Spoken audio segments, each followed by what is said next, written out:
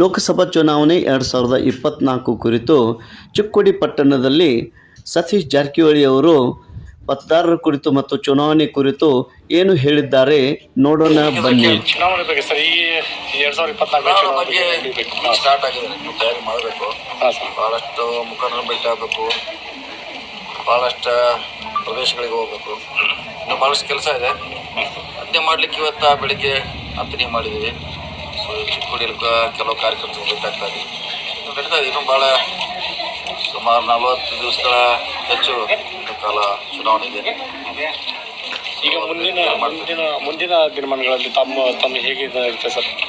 ಈ ಸ್ಪರ್ಧೆ ಬಗ್ಗೆ ಹೇಗಿರುತ್ತೆ? ಸ್ಪರ್ಧೆ ಗೆಲ್ಲೋ ಎಲ್ಲ ಅವಕಾಶಗಳಿದ್ದಾರೆ, ಆದರೆ ಅದಕ್ಕೆ ಗ್ರೌಂಡ್ ರೆಡಿ ಮಾಡಬೇಕಾಗುತ್ತೆ. ಸೊ ಅದನ್ನು ಮಾಡಲಿಕ್ಕೆ ಪ್ರಯತ್ನ ಮಾಡ್ತಾರೆ. ತಮ್ಮ ಮತ್ತಷ್ಟು ಜನಗಳಿಗೆ ಅಭಿಪ್ರಾಯ ಸರ್? ಅದೇ ಸಂಗ್ರಹ ಮಾಡ್ಲಿಕ್ಕೆ ಹೇಳ್ತೀವಿ. ಯಾಕೆ ತಕ್ಷಣ ಗೊತ್ತಾಗೋಲ್ಲ ಚುನಾವಣೆ. ಎಷ್ಟು ಜನರು ಭೇಟಿ ಆಗ್ತೀವಿ ಅಷ್ಟು ಅನುಕೂಲ.